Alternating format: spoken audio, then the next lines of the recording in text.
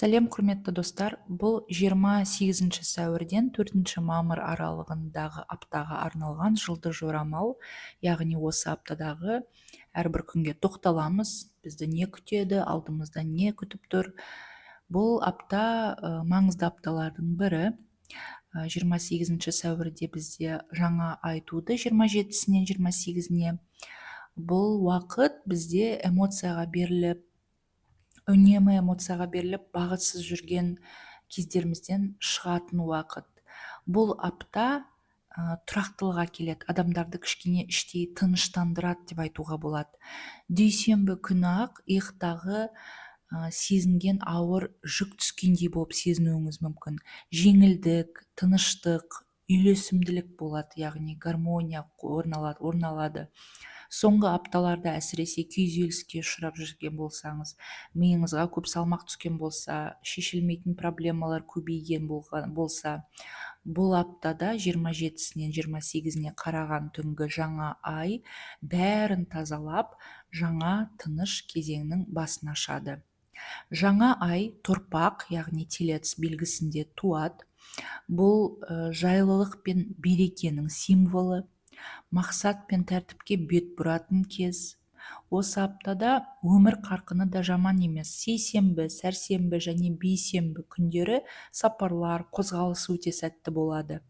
Сәрсенбіде әсіресе достармен немесе жайлы ортада бір кешті бірге өткізуге керемет күн. Аптаның соңында Венера мен Нептун планеталары тоқты белгісінде түйіседі. Бұл рахат сезімінің жаңа деңгейі.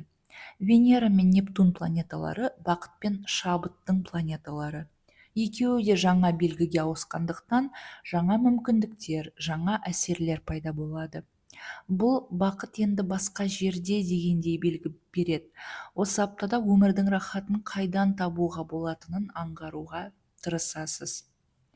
28 сәуірде дүйсенбі, бұл жаңа айдан кейінгі алғашқы күн. Барынша тыныш, торпақ белгісінің баяу, орнықты энергиясы сезіледі. Күн бойы үйлесімділік пен жайлылық басым болады. Түнге қарай Уран планетасының әсері басталады. Бұл жаңашыл идеялардың, шығармашылық шабыттың толқыны. Сондай-ақ бұл күн Венераның балық белгісіндегі соңғы сәттерімен ерекшеленеді. Венера бұл сұлулық пен махаббаттың планетасы. Бұл күн қарым-қатынастарда немесе шығармашылықта бір маңызды нүкте қойылатын күн болуы мүмкін. 29 сәуір сейсенбі күні ай егіздер белгісінде ауысады. Бұл сапарлар мен білім алуға қолайлы кезең. Плутонның әсерімен ақпаратты жылдам меңгеруге мүмкіндік болады. Жаңа технологиялармен жұмыс істеу, жасанды интеллектпен байланыс және жаңа білім алу барлығында нәтиже көресіз. Күн өте жеңіл және қызықты өтеді. Достармен қарым-қатынас та жеңіл болады. 30 сәуір сәрсенбі күні, бұл ерекше белсенді күн, ақпаратты қабылдау оңай болады. Венера балық белгісінде соңғы рет сұлулық пен нәзіктікті паш етеді. Бұл күні махаббатта, шығармашылықта ерекше бір жарқын сәт туады. Кейбір батыл, экстравагантты бейнелер арқылы сұлулықты жеткізуге болатын күн. Бұл күні ұялмай өзіңізге көптеген нәрселерді ашып, көптеген нәрселерді өзіңізге яғни шектеу қоймай киінуге, шектеу қоймай мысалы ашық түстер, ашық түсті киім немесе осыған дейін киінбеген стильде киінуге, немесе сөйлеу мәнеріңіз басқаша болуы мүмкін. Яғни экстравагантты стильмен немесе сондай мінезбен өткізетін күн деп айтуға болады. Бұның бәрі сіз үшін әсерлі өтеді. 1 мамырда бейсенбі күні, бұл күні таңда ай егіздерді жаңағы жеңілдікпен сөзуарлық көп болады. Түстен кейін Венера планетасы тоқты белгісіне ауысады және Нептун планетасымен түйіседі. Бұл сәт махаббатты жаңа жолмен сезіну, сұлулықты жаңа формада тану, яғни танитын уақыт деп айтуға болады. Ай күннің екінші жартысында Шаян белгісіне өтеді.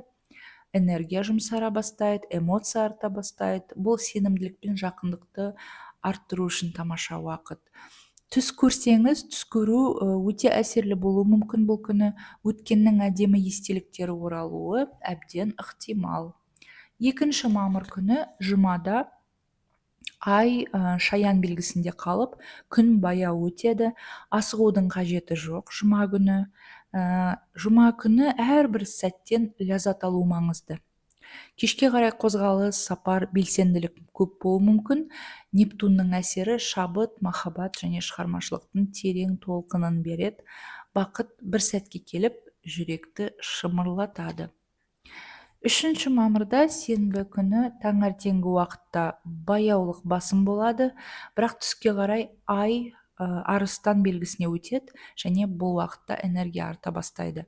Венера мен Нептун планеталары тоқты белгісінің басында болады.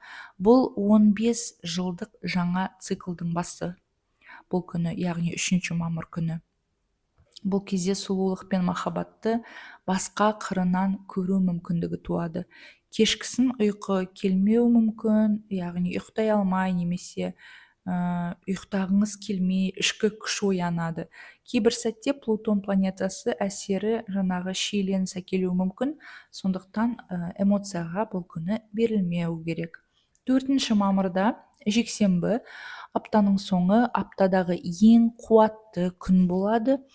Түнгі ұйқы бұзылып, таңмен оянып, бір іске құлшыныс оянуы мүмкін. Ай арыстан белгісінде болады, нағыз шоу керек болатындай сезінесіз. Марстың да сол белгіде орналасуы ерлікке, жарқын әрекетке итермелейді сізді. Кешке қарай маңызды шешім қабылдануы мүмкін. Жексенбі күні алдағы уақыттағы мақсаттарға қойған бағыт айқындала бастайды. Құрметті достар, мен сіздерге сәттілік тілеймін, сәтті апта болсын. Естеріңізге сала кетейін, арнаға жазылыңыз. Арнада мамыр, яғни алда келе жатырған мамыр-май айына толық әрбір белгіге арналған жұлдыз жорамал бар.